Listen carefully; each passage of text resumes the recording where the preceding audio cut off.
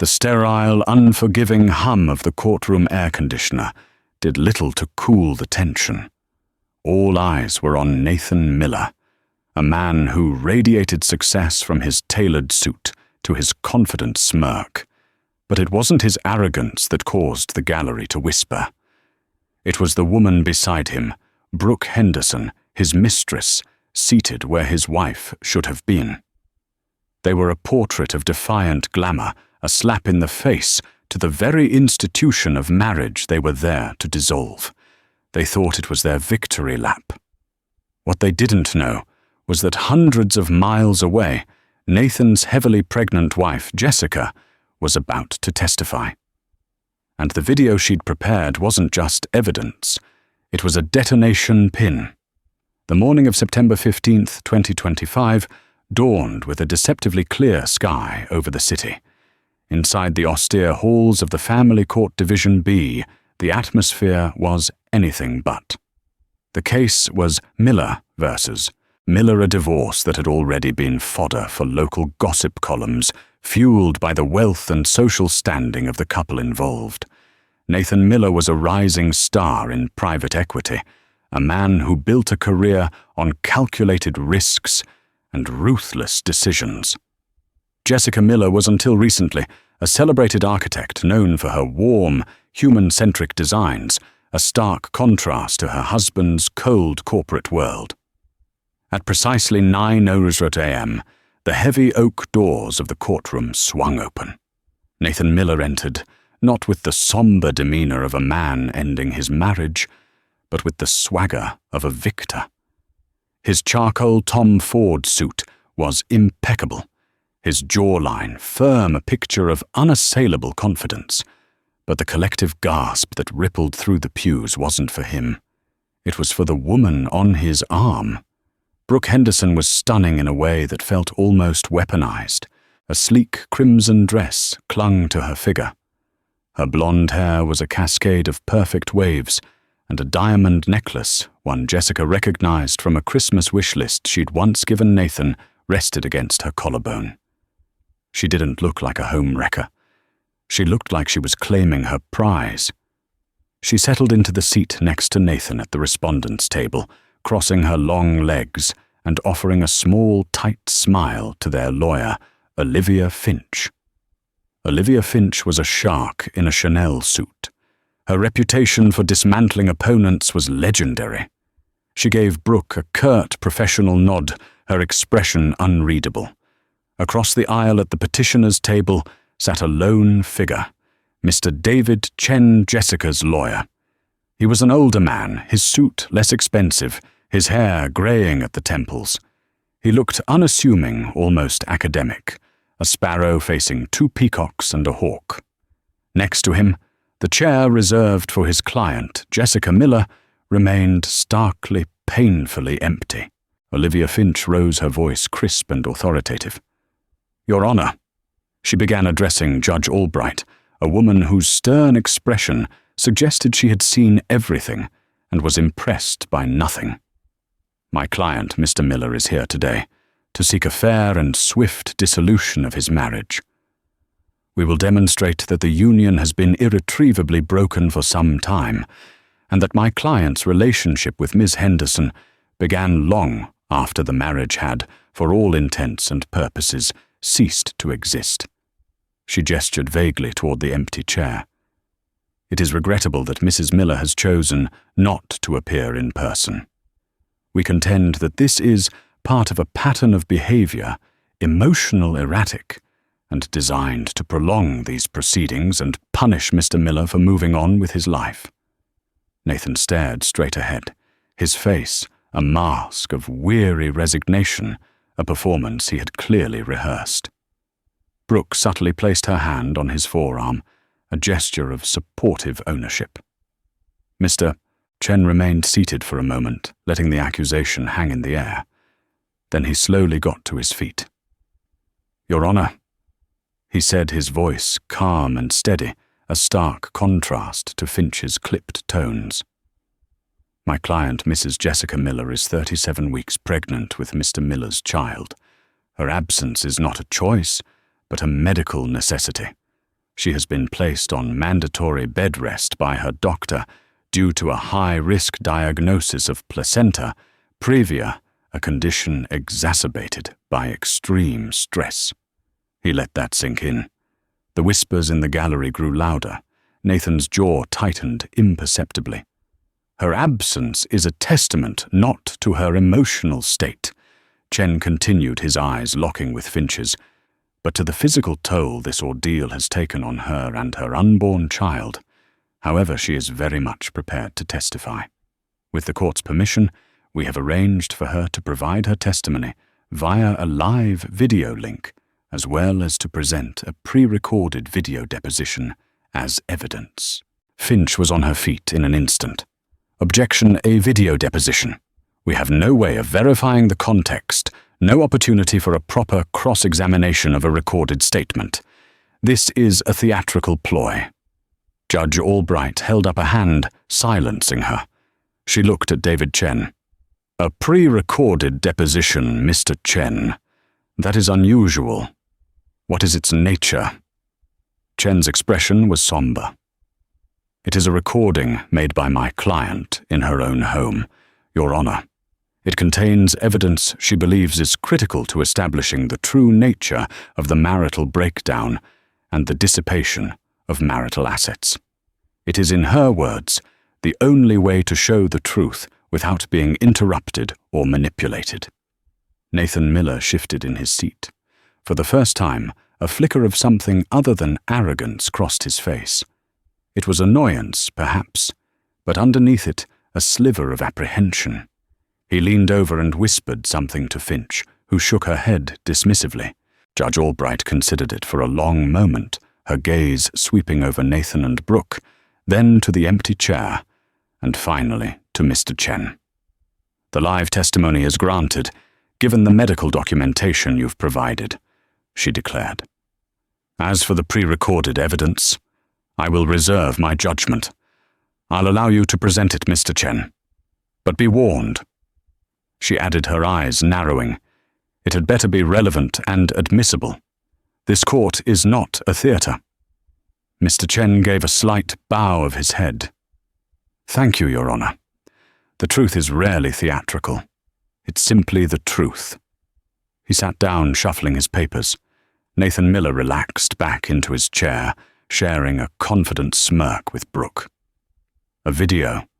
How pathetic. What could Jessica possibly have on a video? A tearful monologue, a desperate plea he had weathered all her storms. This would be nothing more than a final pitiable squall before the clear skies of his new life. He was wrong. It wasn't a squall. It was the silent, ominous drawing back of the sea before a tsunami. With the procedural argument settled for the moment, Olivia Finch launched her offensive. She was a master storyteller, and her story was a carefully constructed tragedy, starring Nathan Miller as the long-suffering husband. Mr. Miller, she began, her tone empathetic as she questioned her own client. Could you describe the state of your marriage in the year leading up to your separation? Nathan sighed, a performance of profound sadness. It was difficult, Olivia. I was working incredibly hard to build our future. Long hours, immense pressure. I wanted to give Jessica everything, but she grew distant, resentful of my success. Resentful in what way?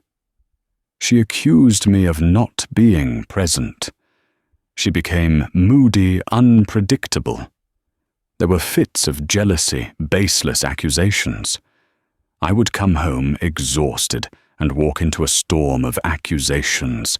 It was draining. I felt like I was walking on eggshells in my own home.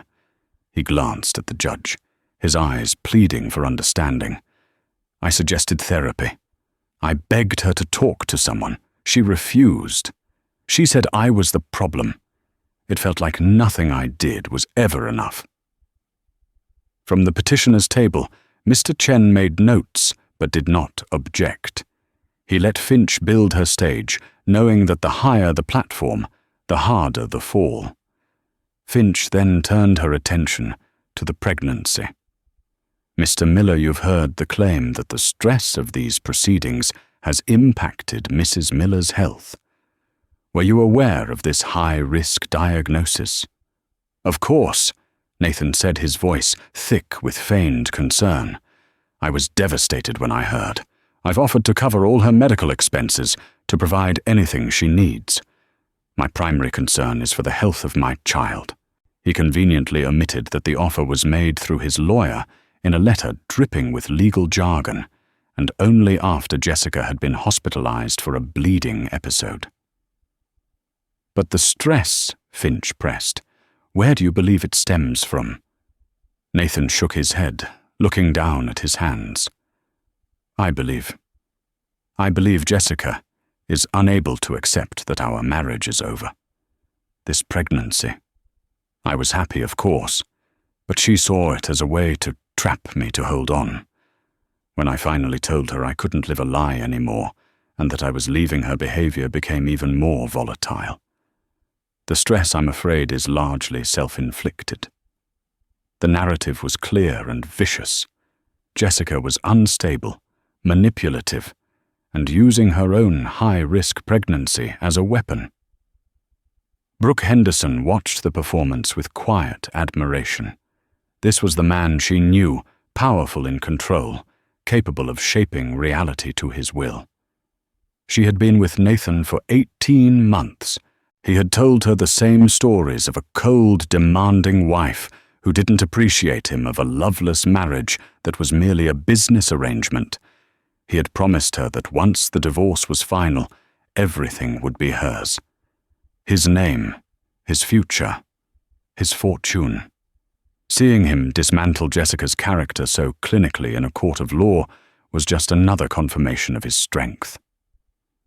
Finch moved on, presenting financial documents, or rather a curated selection of them. She showed statements from a joint checking account highlighting Jessica's spending on a nursery, baby supplies, and prenatal care. You can see here, Your Honor, Finch argued, that Mrs. Miller has had unfettered access to marital funds, spending quite lavishly.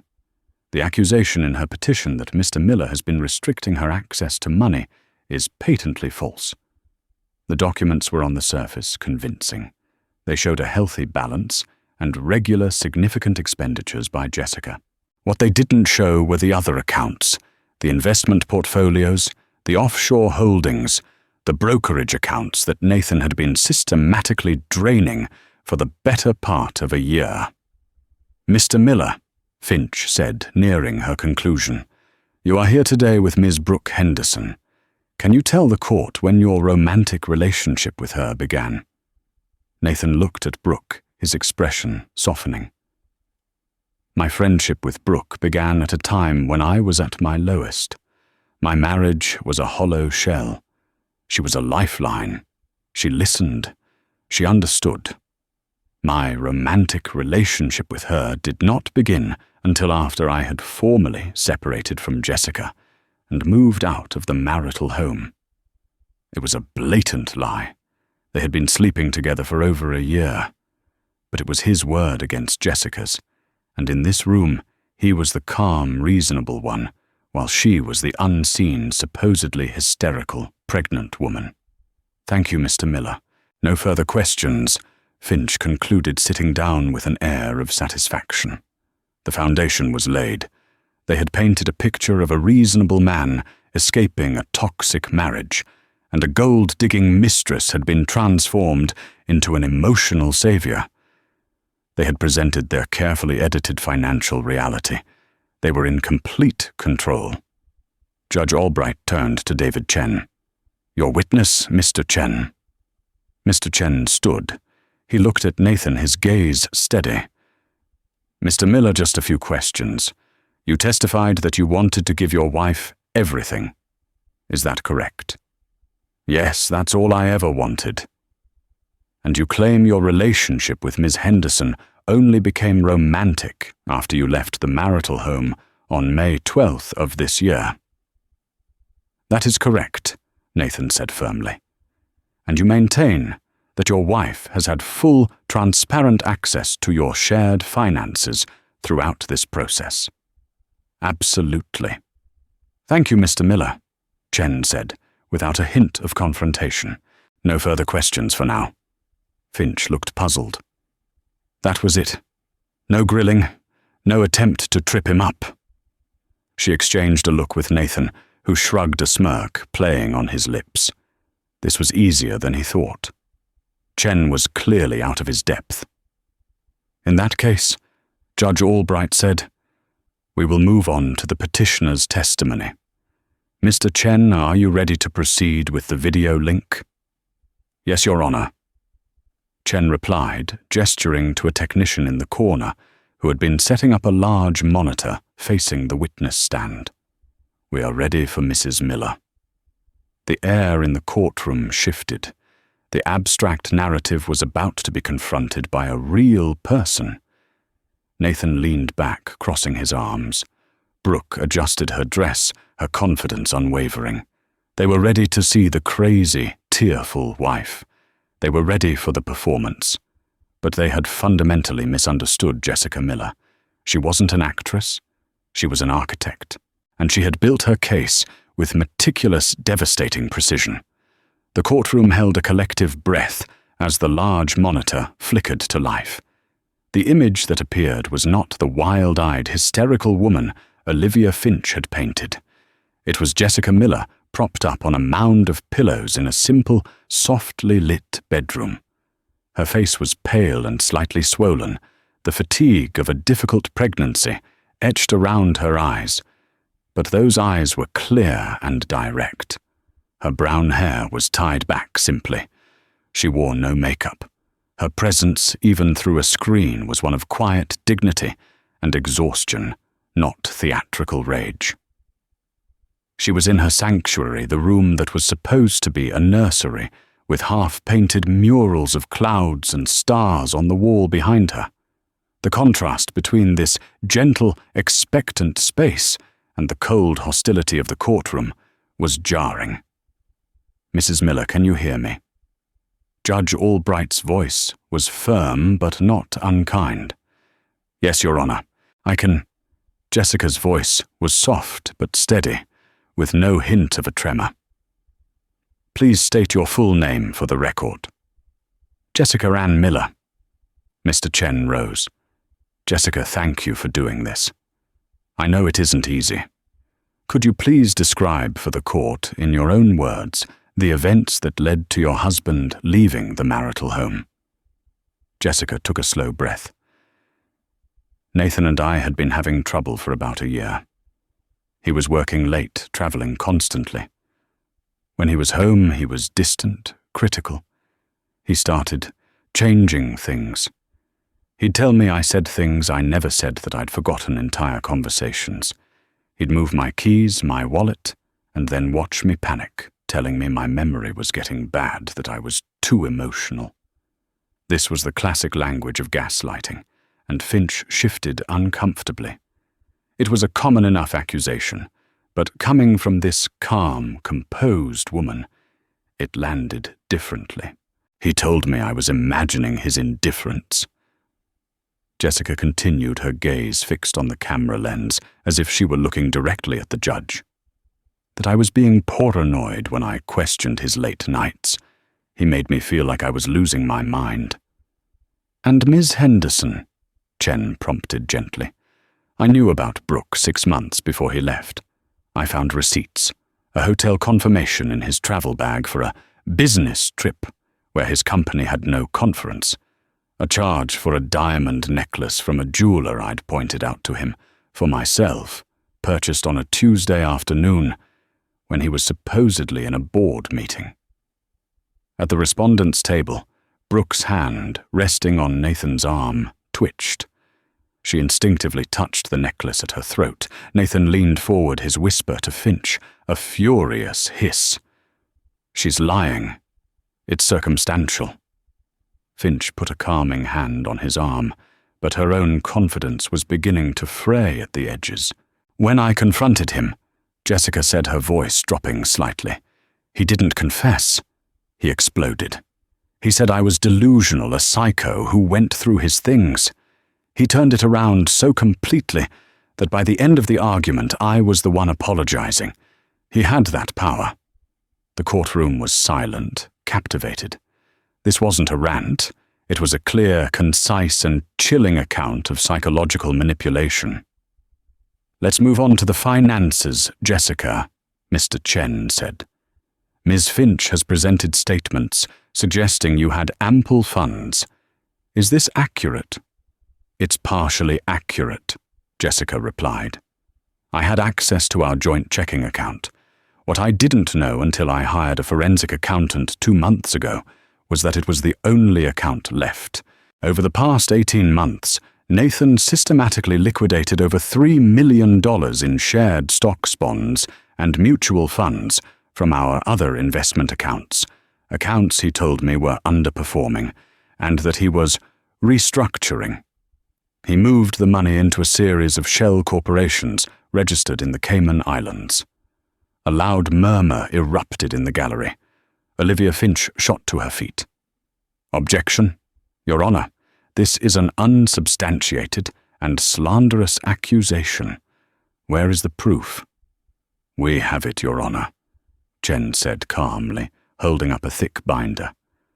Full reports from the forensic accountant tracing every single transaction from their joint E-Trade portfolio to the account of a corporation named NB Holdings. We can only speculate what NB stands for. Perhaps Nathan and Brooke. Brooke went rigid. Her face, moments before a mask of smug satisfaction, was now pale with shock. She looked at Nathan, her eyes wide, with a question he refused to answer. He stared resolutely at the screen, his jaw clenched so tight a muscle pulsed in his cheek. Judge Albright leaned forward, her expression now granite. "Ms. Finch, I suggest you sit down. Your objection is noted, and for the moment overruled. Proceed, Mr. Chen." Chen nodded. "Jessica, we've heard your live testimony, but you also made a recording. You felt it was necessary to present evidence that could not be cross-examined in the same way. Can you tell the court why you made this recording?" Jessica's eyes glistened for the first time, not with weakness, but with a deep, remembered pain. "Because the truth of who my husband is, it only comes out when he thinks no one is watching. The argument on that video, it happened the night before I was hospitalized, the night I thought I was losing our baby. He came back to the house to pick up his golf clubs. He didn't know I had installed a security camera in the living room. My architect brain, I suppose. It was a new smart home system, and I wanted to test the motion-activated recording feature." She took a shaky breath. "I wanted to plead with him one last time. For our baby. I thought if he could just see me, see what the stress was doing, I thought he might still have a heart." The camera recorded his answer. "Your Honor," Chen said, turning to the judge, "I would like to play the video deposition of Jessica Miller. It is time-stamped from the evening of July 28th. The audio is clear. I advise discretion." Judge Albright stared at Nathan Miller, whose face had become a thunderous mask of rage and disbelief. He was trapped. His polished narrative had been methodically dismantled. His lies about the affair, the finances, and his wife's stability were all unraveling. And now there was a tape. "Play the video," the judge commanded, her voice low and dangerous. The technician hit a key. The live feed of Jessica in her bedroom vanished, replaced by the grainy, wide-angle view of a beautifully decorated living room. And on the screen, a visibly pregnant Jessica stood facing her husband, Nathan. The real Nathan. The one who believed he was off stage with no audience to impress. The show was about to begin. The video began without preamble.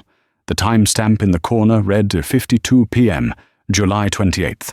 The setting was the Millers' sun-drenched living room, now cast in the grim shadows of evening.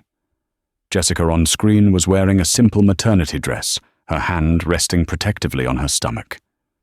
Nathan stood by the fireplace, shoving a few personal items into a leather holdall. He looked irritated, impatient. "I don't have time for this. Jessica." His voice, sharp and cold, filled the courtroom. "I told you I was just coming for my clubs." "Nathan, please, just 5 minutes." Her voice on the recording was fragile but insistent. "We have to talk about the money. The main investment account is empty." I got a notification. "Where did it go?" Nathan laughed. A harsh, barking sound, utterly devoid of humor. "Don't be stupid. It's restructured. I told you. It's business. Something your little art project brain wouldn't understand. $3 million isn't restructuring, Nathan. It's gone. That was our future. Our baby's future." In the courtroom, Olivia Finch was frantically scribbling notes, her face a grimace of concentration. This was bad. Her client had perjured himself about the finances, and here was video proof of him admitting to moving the money, couched in a disgustingly condescending tone. Beside her, Nathan sat ramrod straight, his knuckles white, where he gripped the edge of the table. Brooke Henderson seemed to shrink in her chair. The man on the screen was not the charming, attentive lover who lamented his crazy wife. This man was cruel, dismissive. She risked a glance at him, but his eyes were glued to the screen, willing it to stop. On the monitor, the argument escalated. "Don't you dare bring the baby into this!" Video Nathan snarled, turning to face Jessica fully. "You think that's your trump card, don't you? Your little insurance policy. It's your child. It's a biological accident, a complication I'm being forced to deal with." A collective gasp went through the gallery. Judge Albright's face was unreadable, a mask of judicial neutrality, but her eyes were fixed on the screen with piercing intensity. Jessica on the video flinched as if struck. "How can you say that you cried when I told you I was pregnant? You said you were happy." Nathan on the screen advanced on her, his face contorted with a rage that was terrifying to behold. "Of course I said I was happy. What was I supposed to do? I had to play the part until I could get my ducks in a row. Until I could secure my assets from your inevitable greedy grasp." There it was, a confession. An admission that he had known about the pregnancy, lied about his joy, and used that time to hide their money. Olivia Finch put her pen down. There was no way to spin this. Her entire case, the carefully constructed narrative of a man wronged, had just been incinerated. Her job had shifted from winning the case to mitigating the catastrophic damage. Mr. Chen stood motionless, letting the scene play out. He knew what was coming next was even worse. "So this has all been a lie." Jessica's voice on the video was barely a whisper. "The last year. All of it." "A lie, no. It was a strategy." He sneered, jabbing a finger in her direction. "While you were busy picking out colors for a nursery, I was executing a multi-layered financial extraction. The NB Holdings account was just the start. You have no idea how far ahead of you I am." He was boasting. In his arrogance, in his utter contempt for his wife, he was laying out his entire scheme of fraud and deceit on a motion-activated camera he didn't know existed. In the courtroom, the silence was absolute. The only sound was the dialogue from the screen and the quiet, rhythmic clicking of a journalist's pen. Nathan Miller was no longer a sympathetic figure. He was a monster, unmasked by his own hubris. Brooke Henderson finally understood. NB Holdings. Nathan and Brooke. He hadn't just used her to escape his marriage. He had used her initials for one of his shell corporations. She wasn't his partner. She was a brand, a cover story. A wave of nausea washed over her. The diamond necklace suddenly felt like a collar. On the screen, Jessica swayed slightly one hand, going to the wall for support. The stress. Nathan the doctor said the stress is dangerous for the baby. I've been bleeding. Please. Video Nathan looked not at her but at her swollen belly, and his expression was one of pure, undiluted loathing. What he said next would not just shatter the courtroom, it would echo in the lives of everyone present forever. He leaned in close, his voice dropping to a conspiratorial venomous whisper, ensuring his pregnant wife heard every single word. The first crack had appeared. Now the dam was about to break. The courtroom was a vacuum, all air sucked out by the tension. Every person, the judge, the lawyers, the spectators, Nathan and Brooke themselves, was a prisoner of the scene, unfolding on the monitor. Video Nathan leaned closer to his pregnant wife, his voice a low, chilling whisper that the camera's microphone picked up with perfect, horrifying clarity. "Bleeding," he hissed. "Don't you think I know that I've been praying for it? A little stress to solve my big problem." Jessica recoiled, her face a canvas of disbelief and horror. "What are you talking about?" He let out a low, mirthless chuckle. "You're not as smart as you think you are, Jess. Your vitamins, your special prenatal blend. You thought I was being thoughtful, bringing them to you every morning, making sure you took them." A low murmur of confusion rippled through the gallery. Where was this going? Mr. Chen closed his eyes for a brief moment, as if bracing himself. "I did a little research," Nathan continued on screen, his pride in his own malevolence sickeningly apparent. "It turns out that very high, sustained doses of certain herbal supplements can act as uterine stimulants. Nothing illegal, nothing that would show up on a tox screen. Just enough to encourage complications, to create stress. I was just helping nature along its course. A miscarriage would have been so much cleaner." The sound that filled the courtroom was not a gasp. It was a collective, involuntary moan of revulsion. Olivia Finch's face went slack with utter shock. Her pen fell from her nerveless fingers and clattered onto the polished table. She stared at her client, Nathan, as if seeing him for the first time, not as a client, but as a creature of unimaginable cruelty. Brooke Henderson physically recoiled, pushing her chair back from the table. She looked at the man beside her, the man she thought she loved, and saw only a demon. The man who had whispered promises to her was the same man who had secretly administered substances to his pregnant wife, hoping to induce a miscarriage. Her entire world tilted on its axis. Judge Albright's knuckles were white where she gripped her gavel. Her face, once a mask of neutrality, was now a thundercloud of fury. This was no longer a divorce proceeding. This had crossed a line into profound criminal depravity. On the screen, the final act of the tragedy played out. Jessica stared at her husband, comprehension dawning her hand, flying to her mouth. She backed away from him, her breath coming in ragged sobs. You tried to kill our baby." She whispered the words, choked with agony. "Don't be so dramatic," he scoffed, turning away to finally grab his golf clubs, his casual demeanor, making his confession all the more monstrous. "I was trying to uncomplicate my exit strategy. There's a difference. But you and this thing, you're tougher than you look, I'll give you that." He turned back one last time, his face a mask of cold dismissal. "Enjoy the house, for now.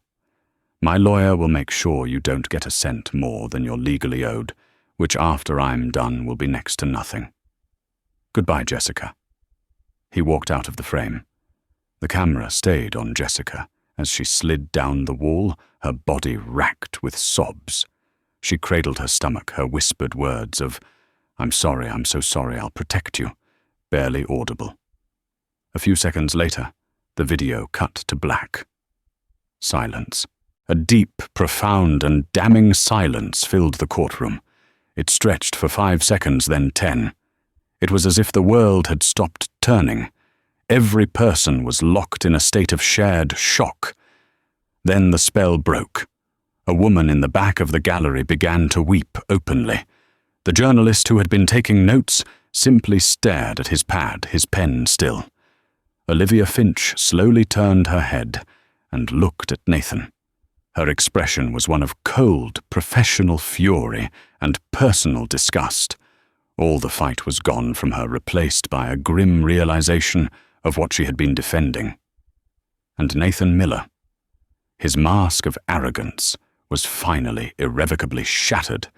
His face was ashen, his eyes wide with the panicked terror of a man who has not only been caught, but has been exposed to his very core.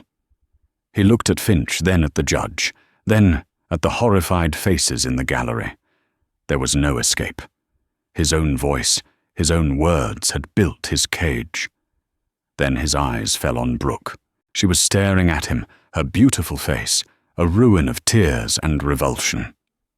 In that moment, he lost everything. Not just the money he had tried to steal, or the freedom he was now certain to lose. He lost the last vestiges of the illusion he had built. He was seen for what he was. Brooke stood up abruptly, her chair scraping loudly against the floor. She didn't say a word. She turned her movements, stiff with shock, and walked, almost ran out of the courtroom, leaving the diamond necklace, her prize, on the table. Judge Albright finally found her voice. She picked up her gavel and slammed it down, once the sharp crack echoing like a gunshot. "This court," she announced, her voice trembling with barely controlled rage, "is in recess." She pointed a shaking finger at Nathan. "Mr. Miller, you are not to leave this room. Bailiffs, stand with the respondent."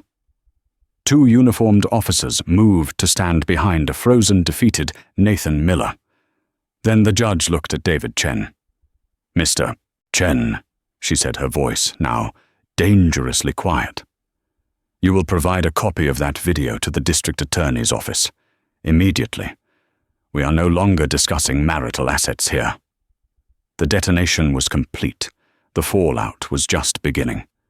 The moment Judge Albright declared the recess, the courtroom erupted into controlled chaos.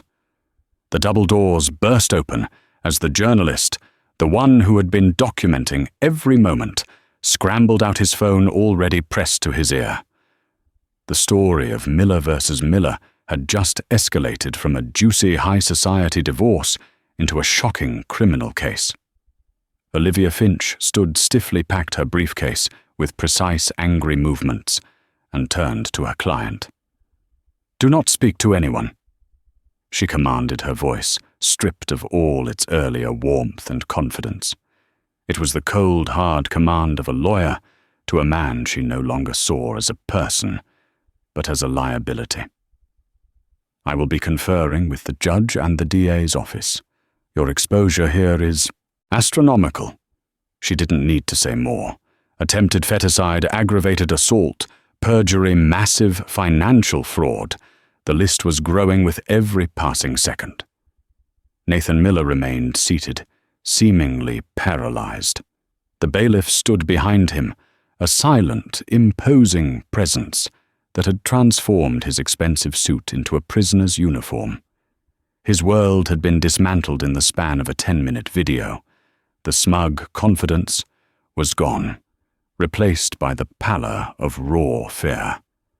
He looked at the empty seat where Brooke had been, then at the glittering necklace she had left behind, a cheap-looking bauble in the harsh courtroom light. It was a symbol of everything he had just lost, his carefully crafted future, his illusion of control, his freedom. David Chen, meanwhile, was the calm eye of the storm. He quietly spoke with the court clerk, arranging for the video evidence to be duplicated and delivered under seal to the district attorney. He moved with a sense of solemn purpose, not triumph. He had known the contents of that video for weeks, had carried its sickening weight, and now, seeing the truth finally brought to light, he felt not elation, but a profound sadness for what his client had endured. The whispers in the gallery had turned into a low, angry buzz. People stared at Nathan with open contempt. He was no longer a charismatic titan of finance. He was a pariah, a monster revealed. He could feel the weight of their judgment pressing down on him, suffocating him. He had spent his life cultivating an image of power and success, and his own voice had just burned it to the ground. After what felt like an eternity, Judge Albright returned to the bench. The jury box was now occupied by two somber-looking individuals, in suits, prosecutors from the district attorney's office, who had been summoned with urgency. "This court is back in session," Judge Albright announced, her voice ringing with authority. She looked directly at Nathan. "Mr. Nathan Miller, please rise, please." Nathan struggled to his feet, his legs unsteady. "Mr. Miller." The judge began, her voice cold as ice. "Based on the evidence presented in this courtroom today, evidence of admitted perjury, evidence of a conspiracy to commit massive financial fraud, and evidence of a depraved and malicious attempt to cause harm to your wife and unborn child, I am taking several immediate actions." She paused, letting the weight of her words settle. "First, I am issuing a summary judgment in the matter of this divorce. All marital assets are hereby frozen.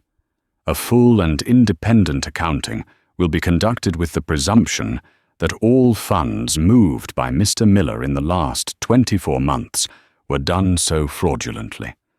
A judgment will be rendered that awards Mrs. Jessica Miller 100% of all remaining and recovered marital assets, as well as punitive damages to be determined."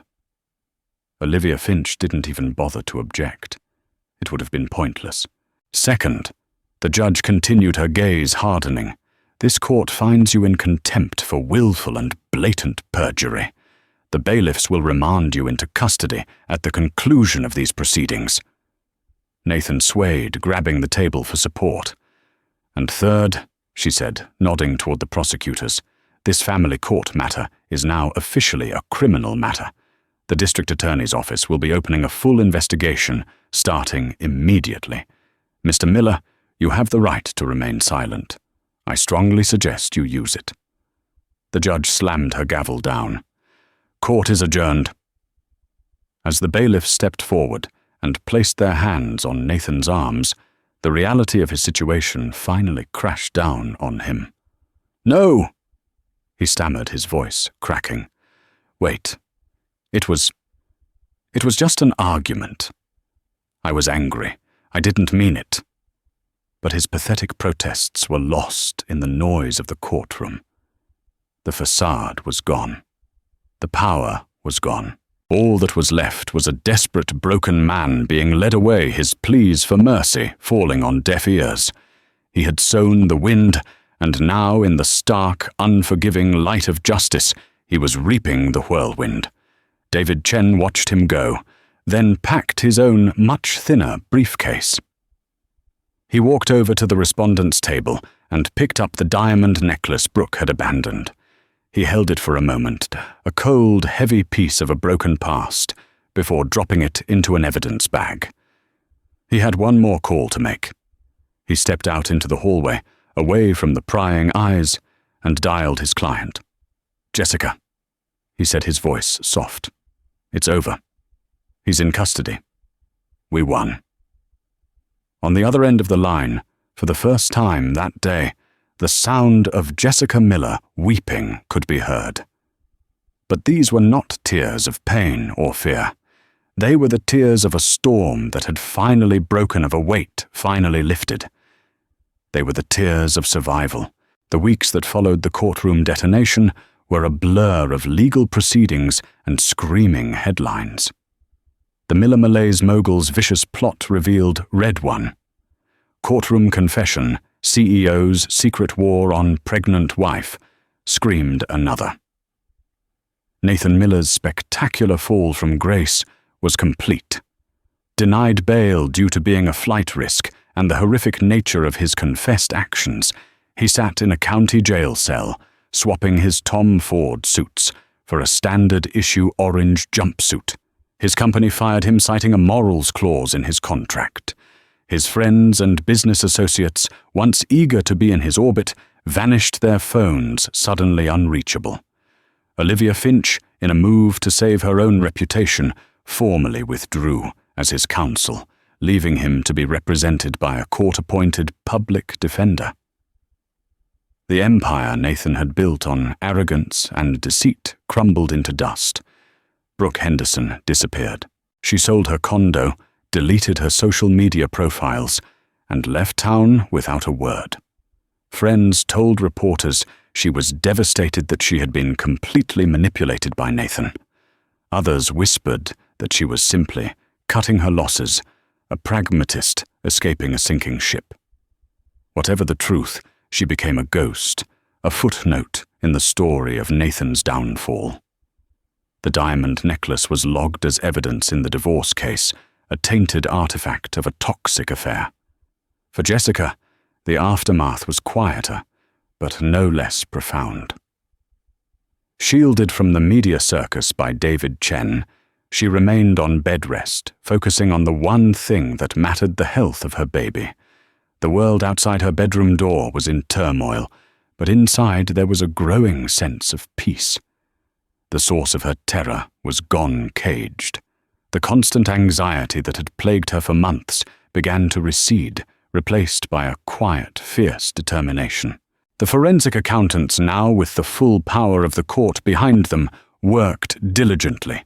They unraveled Nathan's complex web of shell corporations and offshore accounts. They found the $3 million he had siphoned from their joint investments, and then they found $2 million more in a hidden portfolio he had been cultivating for years. Every dollar was traced, every transaction flagged. The criminal case against Nathan moved forward with terrifying speed. Faced with the undeniable evidence of the video, his new lawyer advised him to take a plea deal. Nathan Miller, the master of the universe, pleaded guilty to multiple counts of felony fraud perjury and a specially drafted charge of aggravated assault with intent to cause grievous bodily harm to his wife and unborn child. The judge from his divorce hearing made a point of presiding over his sentencing. She sentenced him to the maximum term allowed, 20 years in a state penitentiary, with no possibility of parole for at least 15. On a crisp sunny afternoon in late October, 4 weeks after the trial, Jessica Miller gave birth to a healthy baby girl. She weighed 7 pounds, 4 ounces, and had a full head of dark hair. Jessica held her in her arms, looking down at the tiny, perfect face, and felt a wave of love so powerful it washed away the last traces of fear and pain. She named her daughter Hope. The first light of an April morning streamed through the large bay window of Jessica Miller's new home painting stripes across the warm hardwood floors. The house was a modest but beautiful craftsman bungalow, filled not with the cold minimalist art that Nathan had insisted upon, but with overflowing bookshelves, comfortable slightly worn furniture, and the happy clutter of a life well lived. The air smelled of brewing coffee and baby powder, a scent of domestic peace that was still 6 months later, a quiet miracle to her. In the nursery, painted a soft buttercup yellow Hope was just beginning to stir in her crib. Jessica stood over her for a moment, watching the tiny flutter of her daughter's eyelashes, the miniature bow of her lips. This was her ritual. Every morning began here, in the quiet observation of this new life, a grounding act that erased the last vestiges of old nightmares. She reached down and gently lifted her daughter, whose warm, sleepy weight settled against her chest. "Good morning, my brave girl," Jessica whispered into her soft hair. Her old life, the life with Nathan, in the sprawling glass and steel mansion that felt more like a museum than a home, seemed like a distant, half-forgotten film. Their mornings had been a silent, tense affair, a negotiation of moods and schedules. Nathan would be up before dawn already, on his phone, radiating an impatient energy that demanded the world bend to his will. Now her mornings moved at a different pace, dictated by feeding times and nap schedules, a rhythm of nurturing and love that was profoundly hers. Later that morning, with Hope nestled securely in a carrier against her chest, Jessica stood on the muddy ground of a construction site. A hard hat was perched on her head, and she held a rolled-up set of blueprints. She was back. Her small architectural firm, which had been dormant for the better part of a year, was now thriving. Her first major project was the one she was inspecting now, the new Northwood Community Library. It was a project born from the ashes of her old life, funded in part by a generous anonymous donation she had made from her divorce settlement. The glazing for the atrium came in this morning. "Jess," said a burly foreman named Frank, his voice a friendly rumble over the sound of saws and hammers. "It looks fantastic. You were right about the non-reflective coating. It'll make that reading room feel like you're sitting right out in the gardens." That was the idea, Frank. She smiled, pointing with her pencil to a section of the plans. "Just make sure the seals are perfect. I want this place to be a sanctuary, warm and dry for the next 100 years. "You got it, boss?" he said with a respectful nod. Watching the structure take shape, seeing her lines on paper become walls and windows filled her with a satisfaction that was deep and true. Nathan had always belittled her work as a hobby, a quaint distraction from his far more important world of finance. But here she was, creating something real, something that would serve a community, a place for children to discover books and for the elderly to find quiet company. She was building, and it was healing her. That afternoon, she met David Chen at their usual spot, a bench in the park overlooking a duck pond. The stroller was parked beside her, Hope sleeping peacefully within it. David arrived with 2 coffees, his expression kind. "I passed the library on the way here," he said, handing her a cup. "It's looking incredible, a real testament." "A testament to good contractors," she replied with a modest smile. They sat in comfortable silence for a moment before David spoke again. "I received a letter from the public defender assigned to Nathan's case. It seems he's not adapting well to his new environment." Jessica braced herself, though the name no longer held the same power over her. He tried to use his old influence, tried to bribe a guard, tried to manipulate his cellmate. It all backfired. David continued, his tone matter of fact. "He has no money, no power there. He's just another inmate. They've moved him to a higher security wing after an altercation. His appeal for a sentence reduction was denied with prejudice. The parole board's report was scathing. They called him a textbook sociopath with a complete lack of remorse." Jessica stared at the ripples on the pond. A year ago, that news might have brought a sense of vindictive pleasure. Now it just felt distant, empty. "I used to think about him all the time," she confessed, her voice low. "I would replay every conversation, every lie, trying to see the signs I'd missed. I blamed myself for being so blind." "That's the trap of the manipulator," David said. "They make you question your own reality." "But now," she said, turning to look at him, "when I hear about him, it's like hearing a weather report from a country I'll never visit again. It's happening, but it has nothing to do with me. Is that wrong?" "Jessica, that's not wrong. That's victory," he insisted gently. "The real victory isn't the money or him being in jail.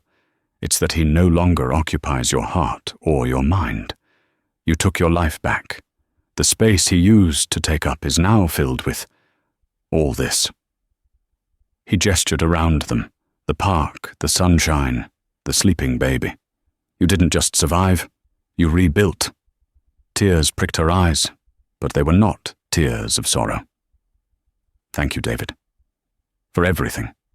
Not just for winning the case, but for holding the blueprint when I had forgotten how to build. He simply smiled and patted her hand. It was an honor to watch the architect at work. After David left, Jessica remained on the bench. A light breeze rustled the new leaves on the trees.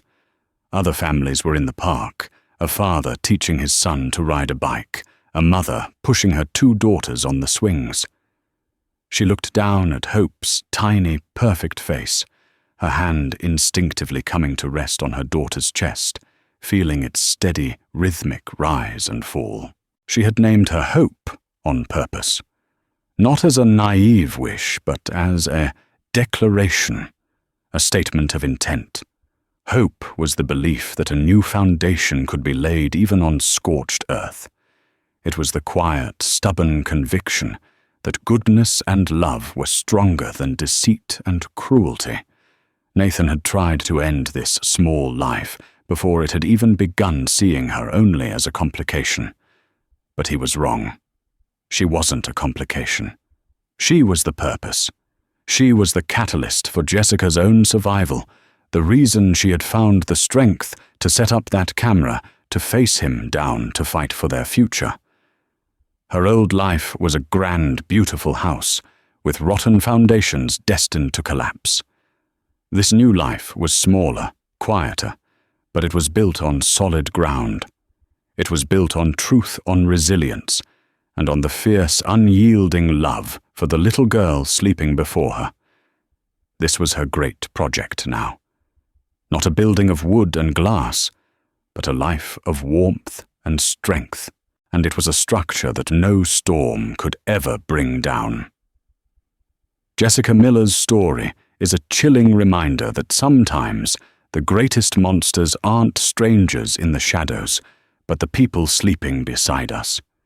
It's a testament to the incredible strength of a mother and the powerful, unyielding nature of truth in a world of carefully constructed lies. She faced down gaslighting, betrayal, and an evil she could never have imagined, all to protect her unborn child. Her video testimony wasn't just a legal tactic. It was an act of profound courage that brought a powerful man to his knees and secured a future for her daughter Hope. If this story of resilience, justice, and a mother's fierce love moved you, please take a moment to hit that like button. Share this video with someone who needs to be reminded of their own inner strength. And don't forget to subscribe to our channel for more true stories that will leave you speechless. Your support helps us continue to bring these important narratives to light. Thank you for listening.